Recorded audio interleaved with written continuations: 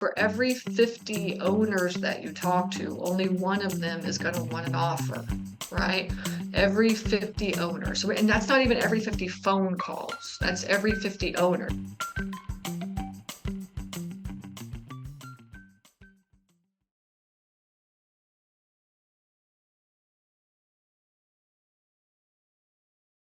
So the deal that I'm going to show you guys today is one of the deals that our virtual assistants found for our students.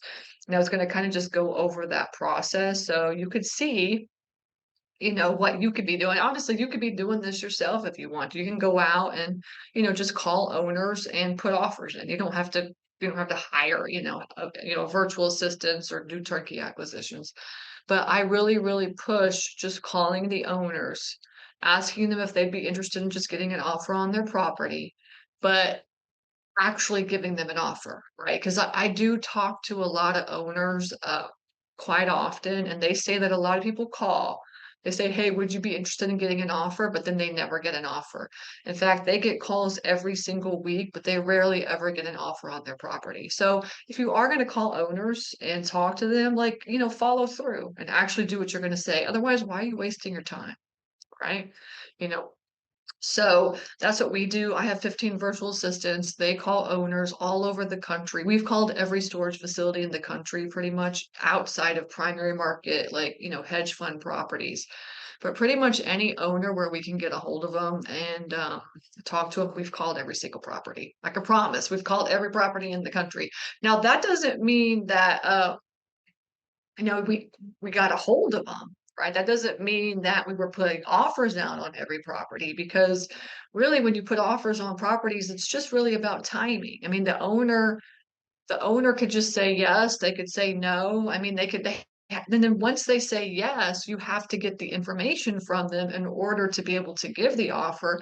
And a lot of owners, they'll say, yeah, I want an offer, and then they'll never give the information or stuff. So there's a whole bunch of different, like, different types of calling owners and like actually being able to fall through. So we have called probably every secondary and tertiary facility in the country. I'm gonna say this, but and we have that list as well too, so we've built that list up. But, but the truth is that, for every 50 owners that you talk to, only one of them is gonna want an offer, right? Every 50 owners. So and that's not even every 50 phone calls, that's every 50 owners. So for instance, like one of my VAs, on average, they call anywhere from 20 to 30, facilities a day. And we have like what's called the reason I know this is because we keep track of it, first of all, but they do like an end of shift report every day. And they put like, how many calls they did, how many warm leads, and how many hot leads. And I can see them, calling anywhere from 20 to 40 facilities a day. And and they barely ever get any warm leads and rarely ever get any hot leads. Okay. If you just had like one virtual assistant calling for every 50 owners that they talk to, one owner is actually going to want to get an offer. All right. So it's really a numbers game.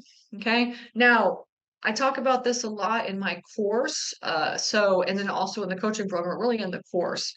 And there's cold calling, and then there's also like going on to Crexi and looking for deals, or talking to a commercial real estate broker like Jake is, and looking for deals. And then there's also where you could send leads out. I mean, sorry, you could send letters out, and then they'll call you. And those are all three different types of deals.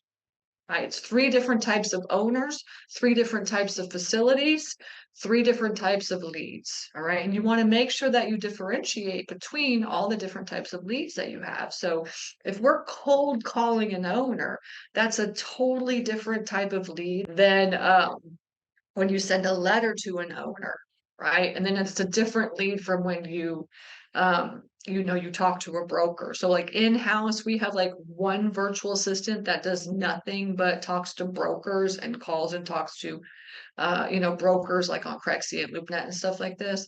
And then we send out postcards, right, to owners, and then they will call us back if they're interested in selling. And then we have cold calls, right? So this is like us just randomly calling owners.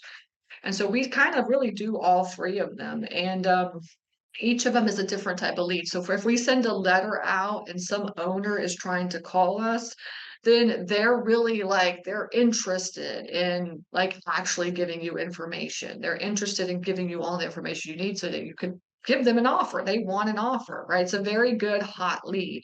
Whereas if you're randomly just calling people all the time and you're just calling owners, I mean, it's that's like more of like a warm lead. It's like a lot of work to do that. So it's just a different way to look at it. I try to do all of them actually because we want to know every deal out there. We want to know every facility out there. But now you have to remember that, you guys are all out there trying to get into the investing world. But guess what?